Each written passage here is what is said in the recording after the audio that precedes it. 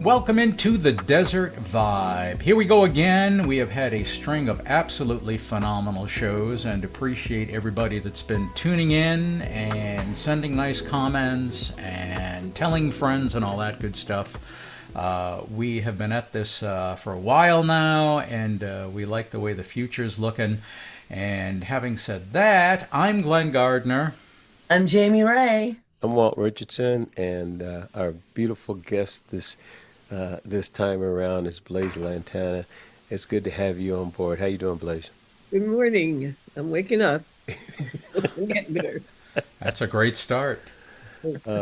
Blaise has been a force in this community for a long time, and she's the kind of person who her power, it's almost like she follows that, represents that philosophy of leading from behind. Her presence just, is there. You can tell she's up to something, and it's always something trailblazing, and I think thus the name Blaise. And as you'll probably find out in this interview, there's layers. You get to talking to her about her life, and which we will be doing, and there's layers, and she's just a fascinating and dynamic being, but it doesn't appear like on the surface. You sit and have a chat with her, and the stories go on and on and on. So I'm really glad, and we're really glad to have you on the program. And as will probably happen, Blaise, when we get into this, there'll be so many questions. We only do this for like 45 minutes to an hour. So many questions that we really have to have people come back. So so we're just going to be scraping the surface, okay, on this one right here. And I'm going to start off by saying you have just completed a wonderful chapter in your life. And tell us what you have done in terms of just retiring from the radio station. What was your position there, and how long have you been there? Well, I'm the music director at KJZZ Public Radio and presenter. I'm on the air playing jazz, and I've been doing that since, well, I started at KBach in 94 and then went to KJazz at 95. Great. And I came here from Texas for the job. Yeah. I was working in radio in Corpus Christi, and I had a band there. I had a really cool band there. And when I first came, I would fly back to do some gigs I had a Latin jazz band, and I had written songs that were in English, and then we did some songs in Spanish. It was really a fun group. So yeah, so that's how I did it. My official retirement date is July 2nd. Okay. And so I'm still, I go in sometimes and I think, I should have retired earlier. And then other times I think, I can't believe I'm actually going to retire. So it goes back and forth. But I had a party and I invited everybody to show up, and that made it easier. That made Yeah. the whole thing a little bit easier. But it's been such an intriguing journey to do Yeah. this job. Yeah. I came into radio because I was in Corpus Christi, Texas. I had this band, and it was the 80s. And in the 80s, the gas prices tanked, and Texas runs on gas and oil. It's all what it's all about. And so everything closed. See, in Texas, when you have oil, you have all these cats that are like working on the rigs, and they come back and they have a party on the weekend. They hire a band. Everybody in Texas hired a band. That's why I moved there. Hmm. And so when the oil prices crashed in the 80s, there was no work. Like, I Oh mean, the yeah. clubs closed, but the parties stopped, everything stopped. And so I was married at the time, and there was an ad in the paper, and my husband showed it to me, and he goes, Blaise, look, you could do this, you could do radio. And I go, I can't do radio. I never did radio. I don't know how to do that. He goes, look, you know how to run a board, you know about music of all kinds. Hmm. Why not try it? Yeah. Yeah. Just let me tell you the quick story about how I got into radio. So I show up at the station for the interview, and I tell them, I think they were looking for a classical announcer at the time. So I show up and I go, well, I can pronounce in several languages. I studied French and Spanish and a little bit of German. I go, I might have some trouble with the Japanese, but outside of that, because classical music covers some complicated things like Czech and composers and stuff. And so I said, oh, I think I can do that. And and I said, and I've studied. Said I haven't done broadcasting before, but I'm a singer. I know how to talk. I know how to read. In broadcasting, especially in radio, but in all broadcasting, you have to be able to read like you're not reading. Yeah. It's really a big part of the job. And so I tell them all this, and they're, that's good. And I said, and I'm available. I'm a musician, but all the clubs have closed down. And they go, okay, can you start tonight? They were just desperate. I could have just been Joe Schmo who could speak. Oh, I that's had funny. given my whole spiel. I didn't. Are you breathing? Are you a warm body? Please come in tonight. Exactly. That's great. So I started out on the weekends, and then I was newly sober. I think I might have had 2 years sober at the time, and then they call me after I worked about a month. They call me and they go, "How would you like a full-time job?" And I'm like, "Wow, yeah, that was quick." And they go, "Well, now full-time job will be 9 to 5. That's 9 at night to 5 in the morning." Oh, Yeah. Wow. Well, right during the gig time. right. That's how I started. And they said, we just caught Tony, who was the full-time announcer, doing cocaine in the studio. Oh, And so I was like, well, Was that frowned upon? Was the 80s, right? I mean, It was the 80s, that's right. But I know. But yes, it was frowned upon at the studio. I suppose it wouldn't have been frowned upon if he didn't get caught. right. And so I got the job. And that was the beginning of it. And I did at that station, KEDT in Corpus Christi, I did every job. Well, Not all at once, but over Was- my career, I did Yeah. Morning Edition, All Things Considered. I did a blues show. I did a New Age show. That was funny. I did a thing where I had 2 records, and one was the sounds of the ocean, and one was something like R. Carlos Nakai or something like that. Yeah. Something beautiful. And I'm playing. This was records back in the 80s, and I'm playing. And then anyway, I was doing some interesting New Age things, and the boss calls me up because I go, "Oh, he's calling me in the middle of the night. What's up?" He goes, "What's on at my station?" I'm hearing whales. I said, "It's New Age Sunday, And so it was a lot of fun. And then the job opened up at KBach, and my boss said, this is pay actual money, more money. I wasn't making very much. And I was, I think, looking to get away from my marriage. And so I took the job. Yes. That's And nice. I moved here and I interviewed for it, and that they actually cared that I could pronounce things in different languages and Yeah. knew some classical music, because I had done I was doing classical, and then they switched me to jazz, back to classical. But when I did a show for a short time, I'd say it was maybe 3 months, I did Morning Edition. Mm-hmm. And I almost had a nervous breakdown. It was like, I couldn't, I'm not a morning person. And I had to be there at 5 a.m. to turn this on. Yeah. Yeah. Did you not understand what the name of the meaning of like Well, morning edition? When you're radio, you just say yes. You want to do this? Yeah. Yeah. Yeah, I can do that. Yeah. Or do you want to be unemployed, right? I mean, Yeah. No, I don't know. Well, Morning Edition is a prestige spot in radio. Yeah. Blaise, So as I wanted to ask you, as a woman in both radio and music, did it ever feel like you had to work twice as hard to earn your place in the room?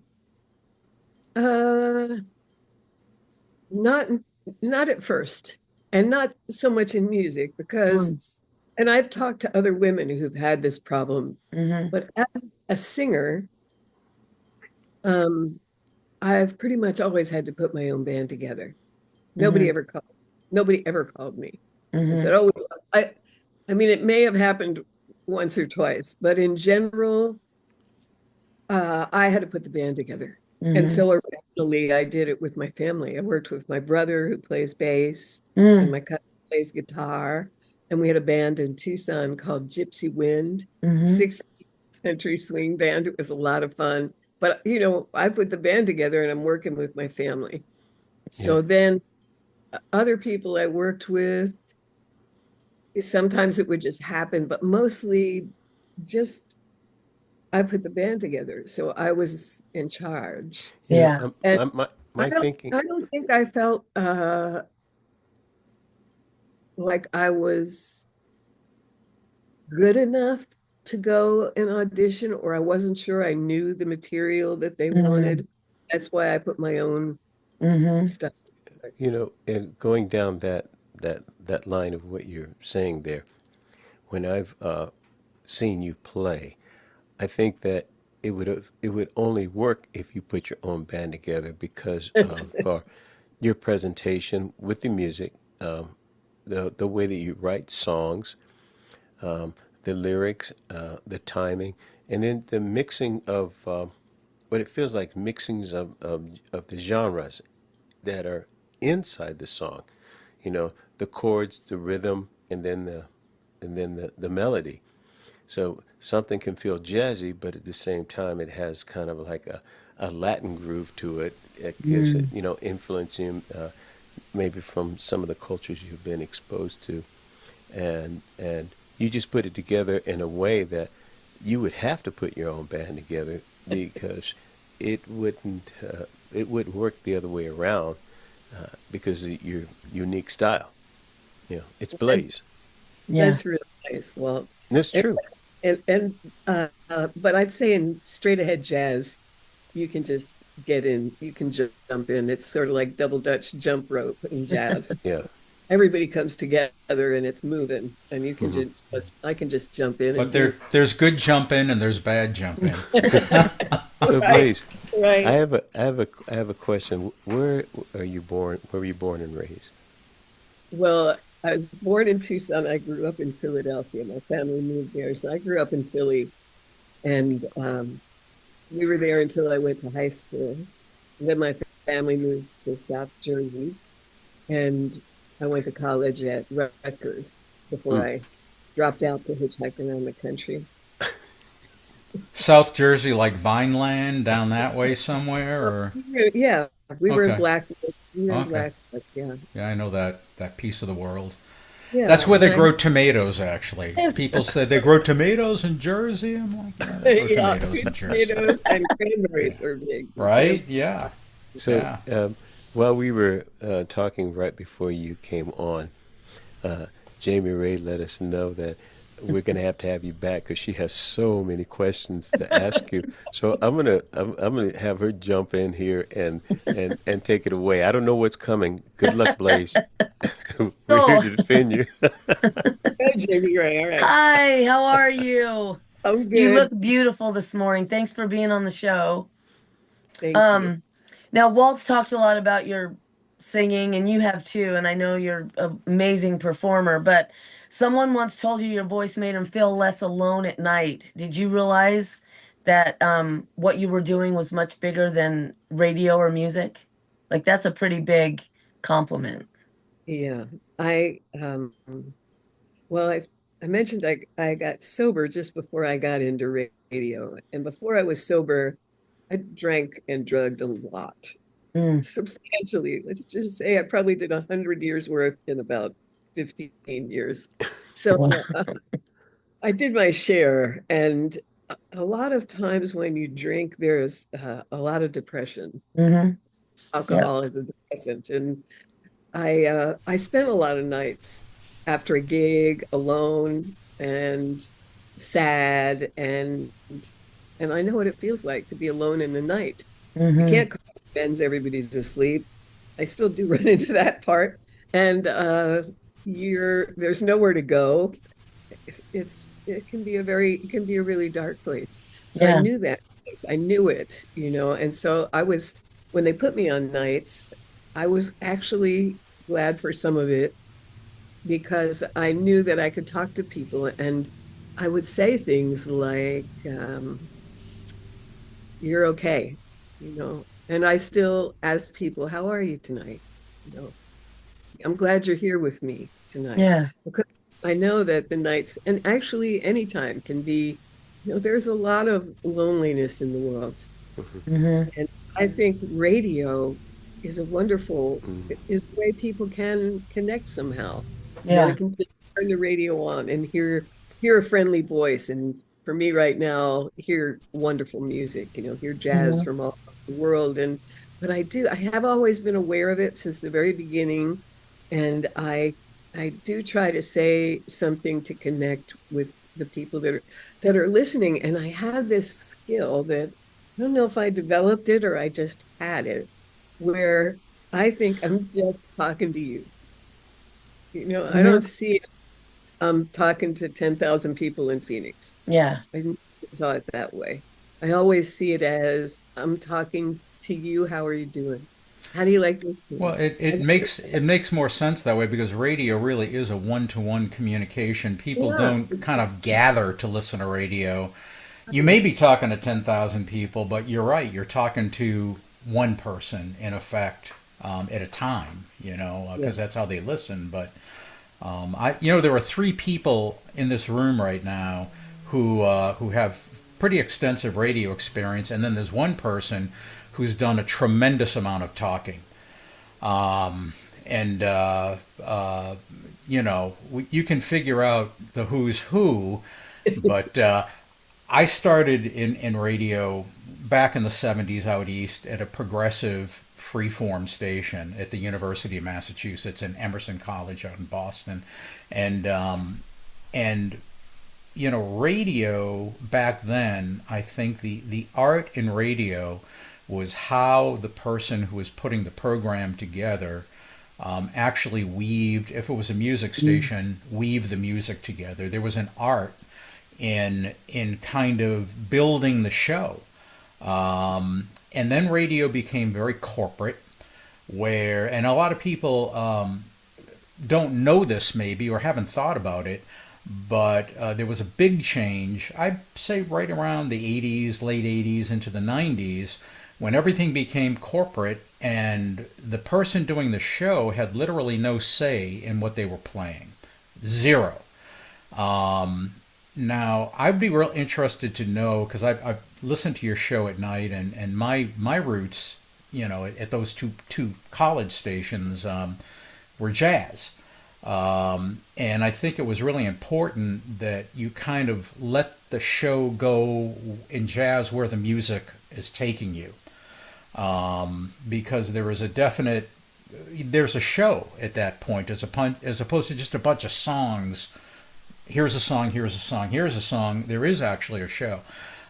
So through your career there, on the jazz side in particular, were you picking your own? Well, as program director, you would have been picking your own music, and you would have maybe picking the music for everybody. But how much freedom was there, or is there still? Has it changed in how you get to put that radio show together? Well, I am the music director.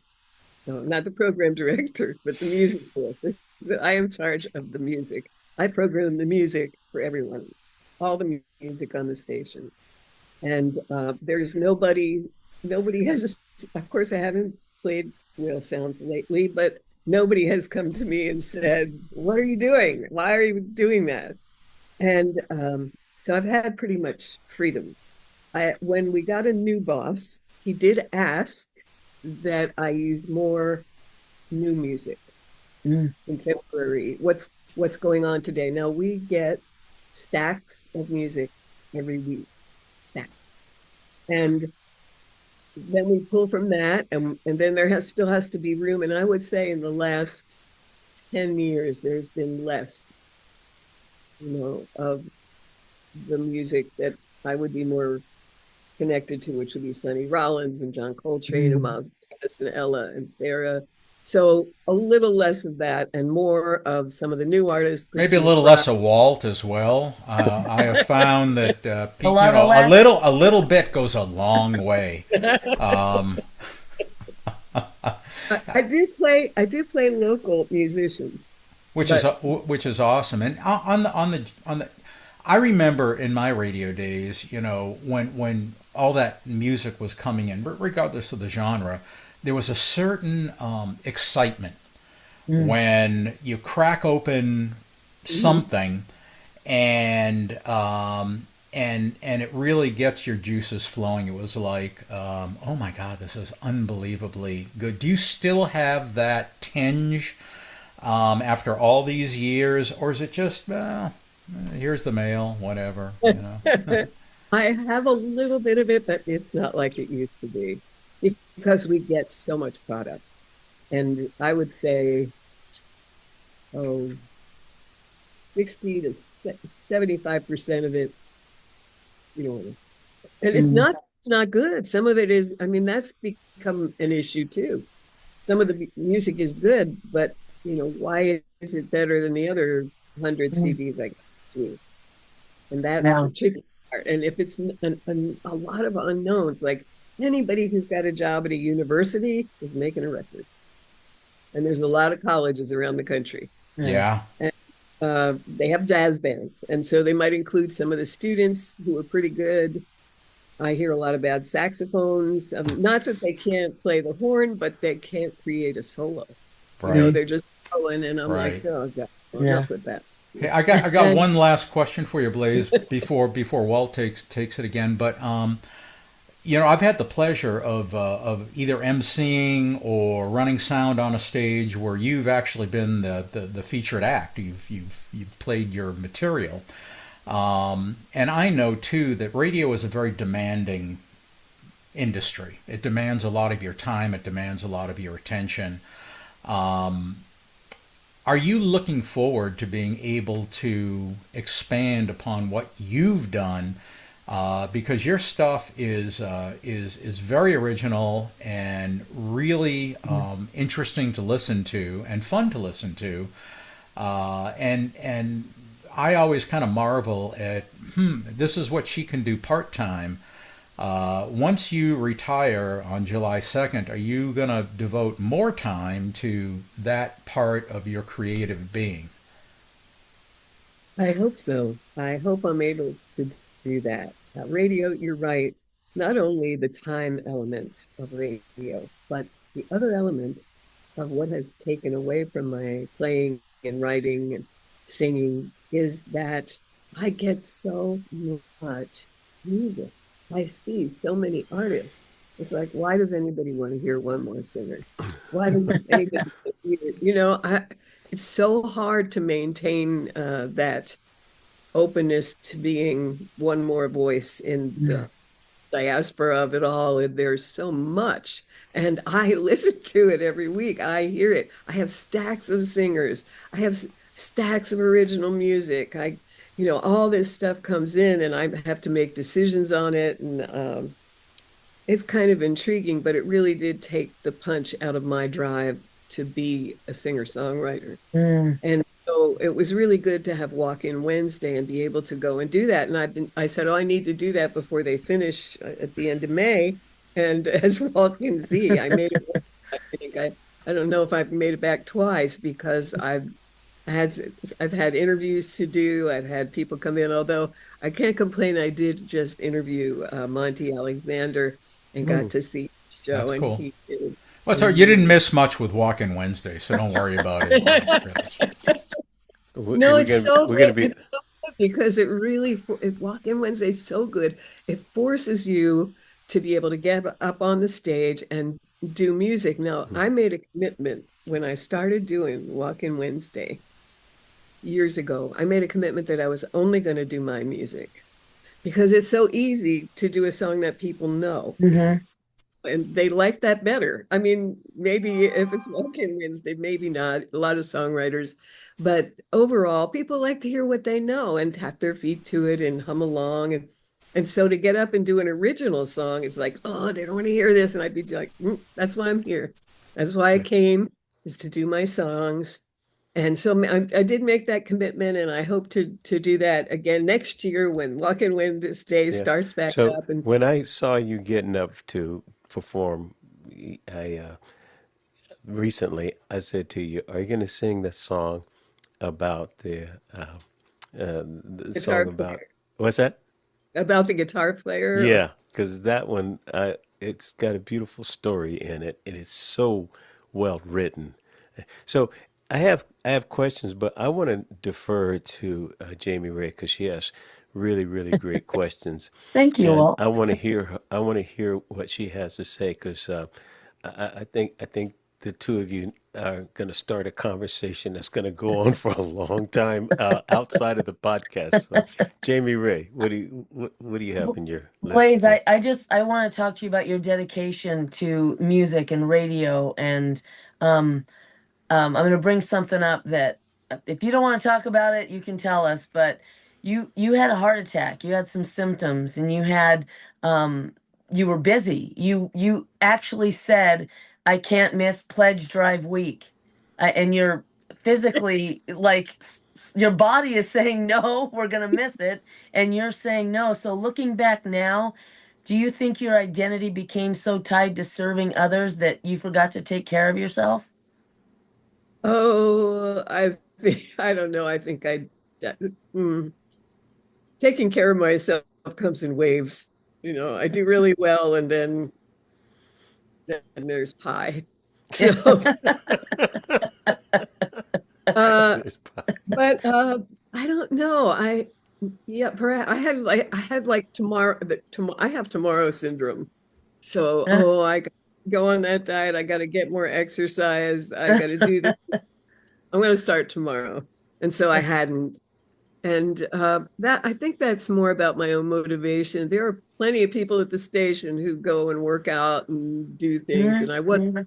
I wasn't really doing it. But yeah, so I don't know if it was an intentional do more work and Mm. not pay attention, but I don't think I'm alone in No, focusing on my job instead you're of not. my right, You're not. instead But of doing and exercise.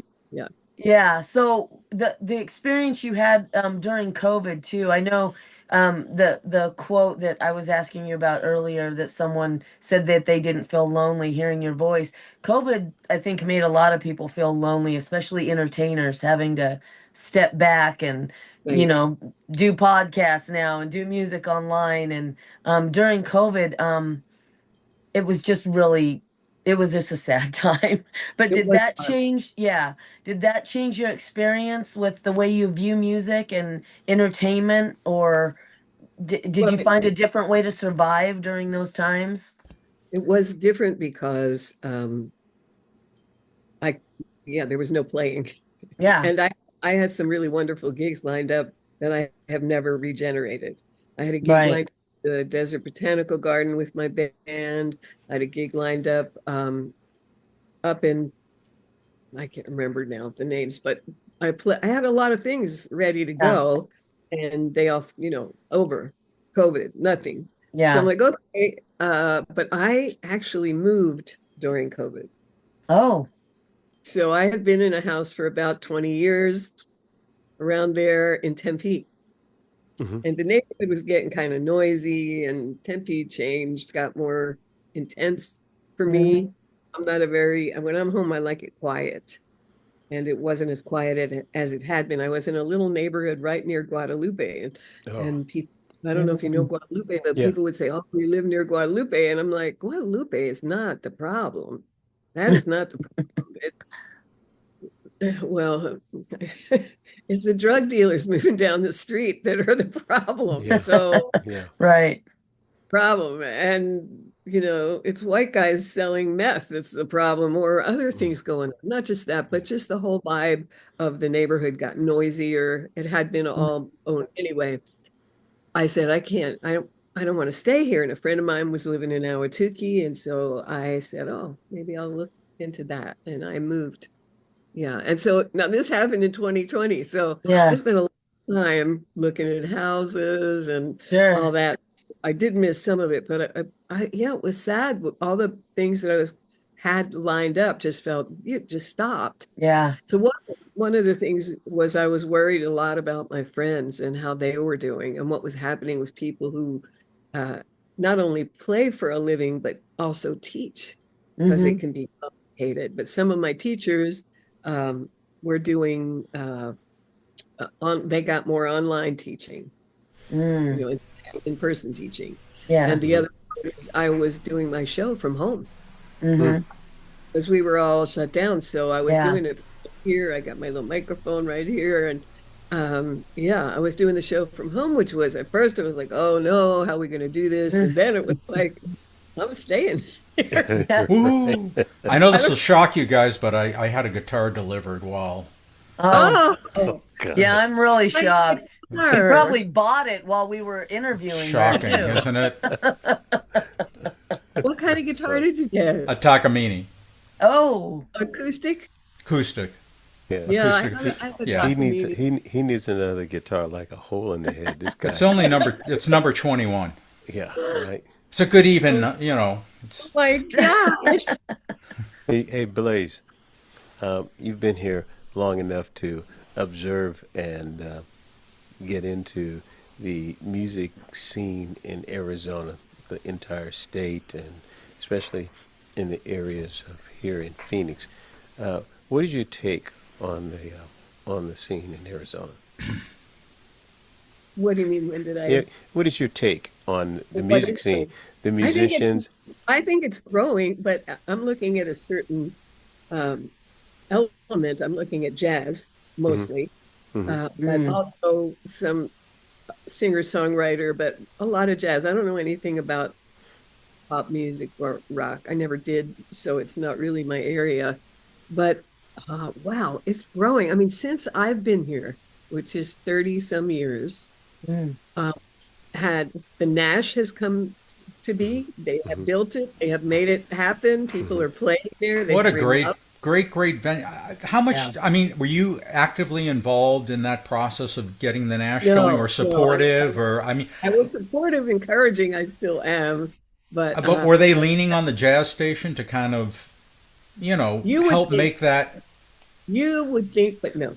No, wow, that is really surprising. Ooh. Okay. Yeah. Uh-oh, that Oh, sounds we like a tried. story. We did connect. We did connect. My associate Michelle Robbins is the driving force, and she contacted them, and we set up a thing where we did once every quarter. I think we did a show, and we brought in different singers and players, and we promoted. I mean, I promoted them anyway, Sure. but I got in trouble for that Oh, Uh, because in radio, it's like, did they do a buy? Are oh, they buying? Right. They're yeah, buying. yeah. How come you're talking about them? You mean there's a connection between money and the music industry and, huh? Oh, how come you're Wow. talking about Nash? They haven't bought any spots, and Yeah. I just Oh, promote the acts. I promote the music. I promote who's coming or somebody's playing. So we have a great jazz calendar now that Michelle yeah. puts together, and we cut not, and it's not just jazz. It has jazz and blues and theater, and Hmm. so we have that, and I just play local musicians in the mix. And I do mention if they're playing at the MIM or the Nash, but the Mm, MIM came, I think it was 2010. The Nash came in Hmm. 2012, or Hmm. both of those came in around that time. So as far as the scene growing, it really has grown. And mm, ASU is just spitting out all these great players. And the community colleges have terrific programs. Hmm. I know musicians who are professional musicians who went back to study, and maybe I'll do some of that when I retire, went back mm. to school. That would be cool. And Or I mean, with the opportunities we have to learn, even as yeah, people that have played for a long time in some cases, yes, like, Pete Pancrazy is teaching over at Mesa Community College, and there's a really active, teaching component and jazz component at Paradise Valley Community College, Glendale Community College. I mean, it's really rich. Yes. So what are And it what? has grown. It has grown since I've been here. It has grown and expanded. Uh, Originally, Mesa was always doing great with Fred Forney and Yeah, Woods. They always had an incredible program, but that has continued, and other colleges are also doing more of that. So I see the scene since COVID really coming back. I see a lot more little gigs. I'm hoping to find my way into duos and trios. I see that around town. It I think it's doing well, and I think the city will become more and more involved in the music scene. Now, as far as um, like rock and I don't know what's happening there. yeah, yeah. I think Well, there were some rock basi- bands that came out of here, but I don't know much about that. and my question was also leaning into the area as well about how cooperative musicians are and willing to sit in and help you out if you have a bass player that can't make it and somebody is familiar enough with your material, uh, they're willing to come in and give it a go so that your gig can happen. You Mm. know, I find that more happens out here a Yeah, lot, yeah, Mhm. yeah. and that feels good. Yeah. It does, but part of that is that there are so many musicians not in bands. Mm. Yeah, You know, yeah, there's a lot of Sure. freelance work. And in jazz, it's, you know, you have one piano player playing in six different bands with all these different groups and, you know, trying to survive. And so that means that they're available to come and sit in at your Mm. gig. True. True. Some of Whereas us don't play well in the sandbox either. I mean, just so I'm hearing, I'm kind of hearing that there could be an interest after you retire of affecting the scene in some kind of way because you'll have the time to do it. And I look forward to whatever creative kind of ventures you come up with in terms of music or jazz or whatever. It just kind of that's what I'm sensing. And Mm, definitely, if there's any way that I can help and we can help, definitely, let us know, and we'll be glad to see what's going to happen. The other thing, I know I'm taking some time away from Jamie Ray because I really like her I questions, just but have one more okay. question. The other thing, have you considered having other people play your music? You writing the Mm. song and have someone else sing it, and that. I do have somebody who did. I actually, a couple people have done them. Uh, Uh, Lily Roberts, I don't know if you okay. know Mm. her. Mm-hmm. She's done an album where she put like three or four of my Well, songs on it. good. I was like, oh my goodness, yes. And then I have a friend in Tucson who has a band called the Blue Prairie Dogs, and he does one of the tunes that I Mm. wrote. And a country swing band down there. The song is called Ramblin' City. How's it And feel? it's cool. I love it. And then they usually change it a little. They'll change a couple words or change the way the song goes. I'm like, Yeah, oh, that's so cool. It's like expanding into the universe. that's so I love cool. But That's cool. back in the day when I was just getting started and I was, oh God, hitchhiking around the country playing my songs. And we went to Atlanta. I think it was in Atlanta. And we went to a record guy and me and my boyfriend who played guitar. And we said, oh, you know, I have these songs. I want to do something. And he says, well, I like some of these songs. He said, I might be able to sell them to um, Amy Lou Harris, or you know, Oh. if we get lucky, we might be able to get it up to somebody like Linda Ronstadt if we go through. And I'm like, oh no, I don't want somebody else. Song. That would be like I as an idiot. But you know, when you're young and stupid, that's how it goes.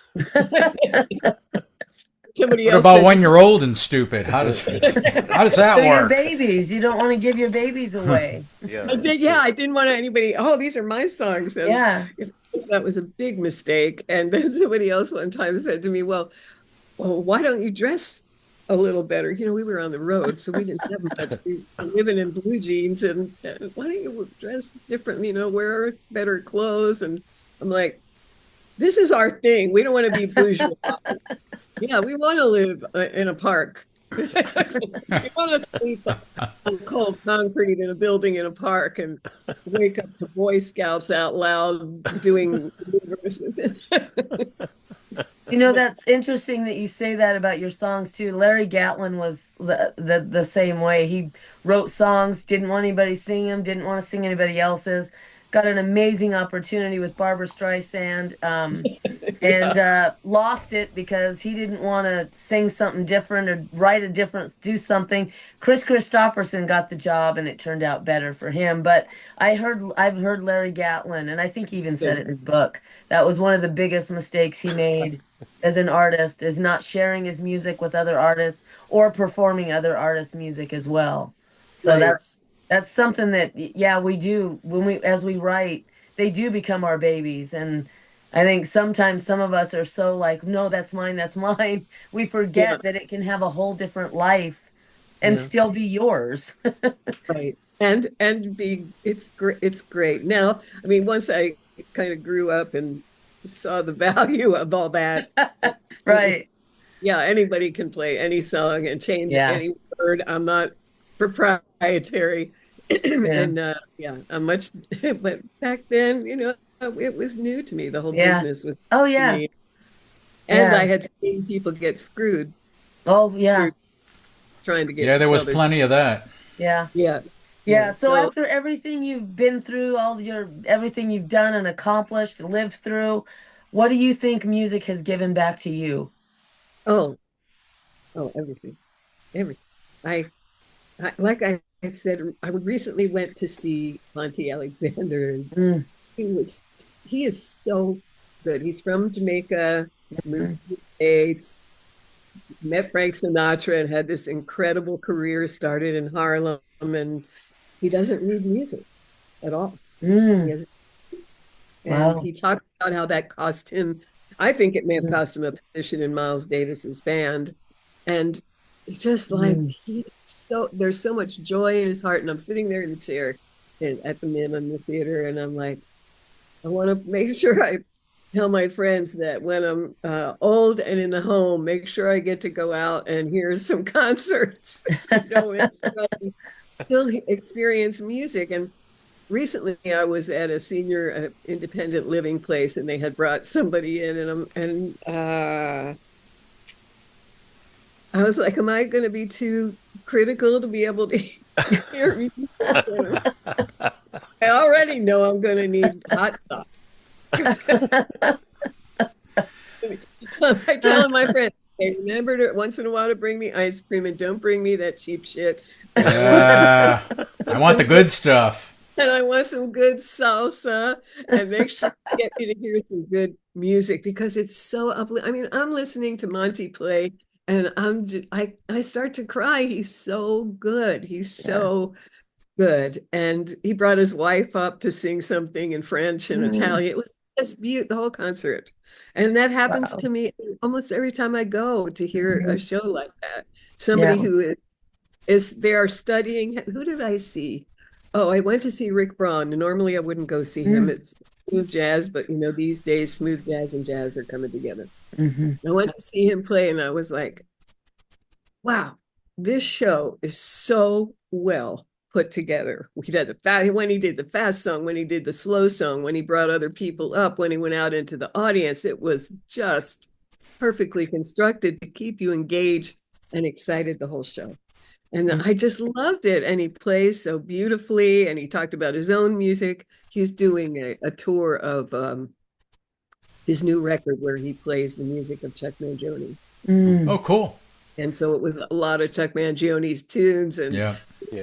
gave credit to his band, brought his guitar player up. It was just, it was so well Mm. constructed. It was like, this is like what Duke Ellington used to do. He used his Yeah. cats he wanted to, and he constructed the game. And so I would say music has given me back a lot, a lot. I love At first it was hard for me to go and hear, because I would just think I should be home practicing and learning better how to do this, not but now, I'm older and it's fine. Well, I think that is a wonderful place to leave it, and for now, because For as now. as we've said over and over again on this program, we got to have you back because we just really barely scratched the surface. So, For Blaise, sure. thank you so much for being part of the program today, and thank you for all the years of entertainment that that you've given folks, and companionship. And I think in radio, that's something that we never know where our voice has gone and who it may have helped and what they may Yep. have been doing while they were listening to us. Hold that near and dear as you retire and move on to the next chapter. But having done the same thing myself, I will tell you there is much life after radio, and I am looking forward to. That is good to hear. I am That looking is forward to checking out what that means for you. But So, I wanted to say one more thing. While I was at this concert, this woman came up to me. She was sitting a couple seats away, and this happens to me a lot at these concerts, jazz concerts. She came up to me and said, "Thank you, Blaise. You're the reason that I'm here. You're the reason that I discovered jazz, that I learned about jazz." And something like that. That's like, wow, it's that huge. is Yeah, It's it huge. is. It is. how And that's the one and person that said something, Yeah. right. right? Yeah, there's more. Yeah. Well, thank you for everything Thank you. you have done, Blaise, and thank you for in advance for everything you are going to do.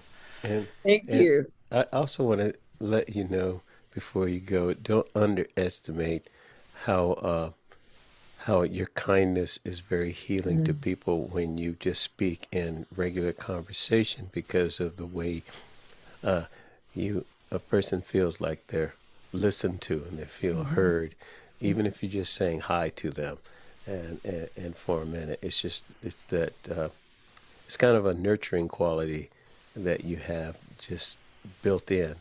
So don't underestimate that. It really goes well, and goes heals a lot of people in the community. So I look forward to seeing how what your life is going to be like uh, as you go past this your career here, and then step into what it is you have had on the back burner.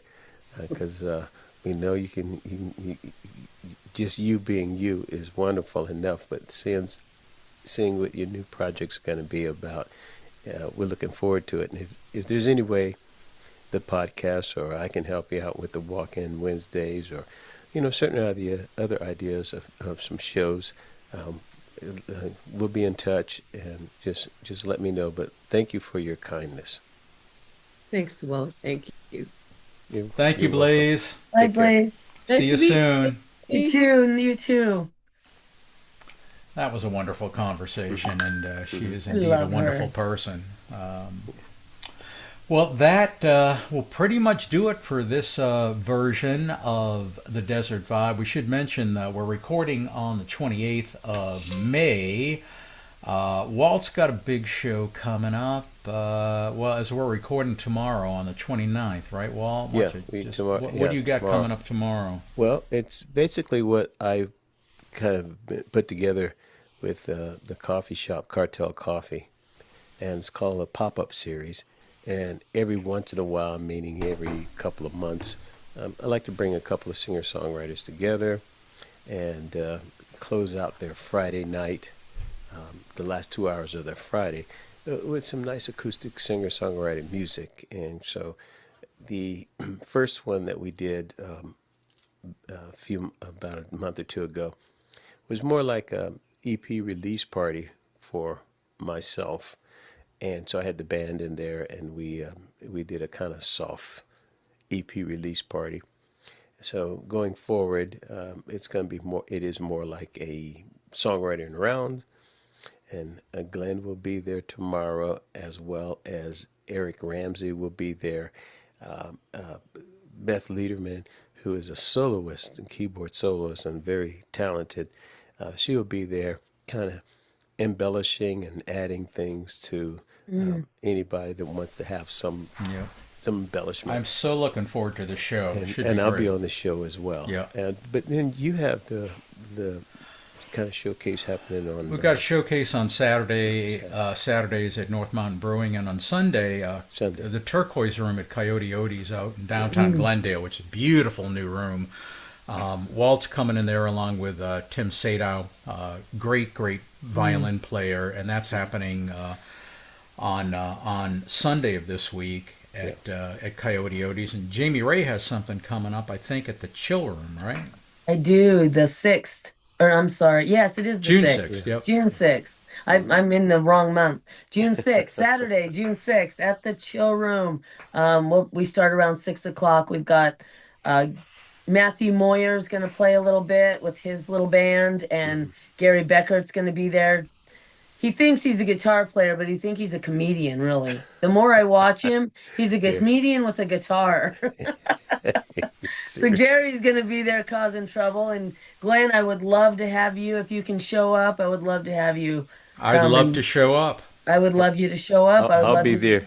I'll be there in spirit. I would love you to That's be how we there. like it, Walt, in spirit. I'm going to be up in the village of Oak Creek, chilling with Basking in the cool. You're on vacation, I know. Basking in the cool. Yes, well, there's much going on in the valley, and this podcast has really been a pleasure to do. When you get to talk to someone like Blaise Lantana for the better part of an hour, and I learned all kinds of really interesting things about her, and I'm very much looking forward to her next chapter, because it's going to be very interesting. So we'll keep you posted on all that. Definitely. I'm Glenn Gardner. I'm Jamie Ray. I'm Walt Richardson. Until we meet again, be good to yourself, take care of one another, and let's give peace a chance.